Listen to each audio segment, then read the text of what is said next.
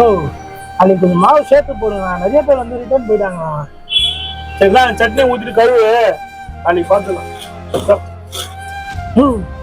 எப்பமா அந்த hotel owner நிற்கிறா இருப்பாங்க. தம்பி யோப்பாங்க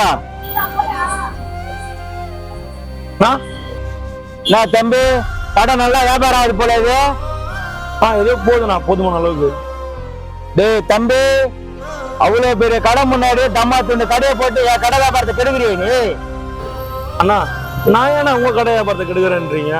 ஏதோ என் கடைக்கு வர கஸ்டமர் வராங்க, உங்க கடைக்கு வர கஸ்டமர் உங்களுக்கு வராங்க, அப்புறம் நான் கெடுக்கிறேன்னு சொல்றீங்களா? தம்பி முதல்ல உங்ககிட்ட என்ன பேசுறேன் கேளு. தம்பி என் பிளாட்பாரத்தில் கடை போட்டிருக்கிறேன், உன் கடை கம்பேர் பண்ணி பேசுறியா? இந்த கடையை எவ்வளவு செலவு பண்ணா? எனக்கு ஒரு 1 லட்சம் ரூபாய் செலவாச்சுண்ணா. ஏய், இந்த கடைக்கு 1 லட்சம் ரூபாய் செலவு பண்ணிருக்கியா? கூட 2 லட்சம் ரூபாய் சேர்த்து 3 லட்சம் ரூபாய் தர. நாளைக்கு இந்த கடை இருக்கக்கூடாதுங்க. அண்ணே 3 லட்சம் இல்லண்ணே, 10 லட்சம் கொடுத்தாலும் என்ன மாதிரி நேர்மையாக உங்களை விலை கொடுத்து வாங்க முடியாதுண்ணே. நீங்க அவ்வளவு பேர் கடை வச்சுக்கிறீங்க, தம்மா வந்து கடை எடுத்து வந்து போறேன்னுக்கிறீங்க. ஏன் உங்க கடையில கூட்டம் வரல, என் கடையில கூட்டம் வருதுன்றது கோசமா? அண்ணே பொருள் நல்ல பொருளா இருந்தா ஜனம் தேடி வருவாங்கண்ணே. வெயித்துக்கு போறது நல்ல பொருளா போடுங்கண்ணே, அதனாலதான் அவங்க கடைக்கு கூட்டம் வரல.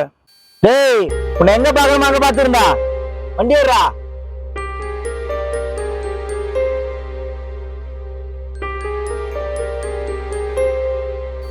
இனிமே அந்த கல்ல சாப்பாடு சாப்பிட்டு பார்த்துனா நல்லா தானே இருக்கு.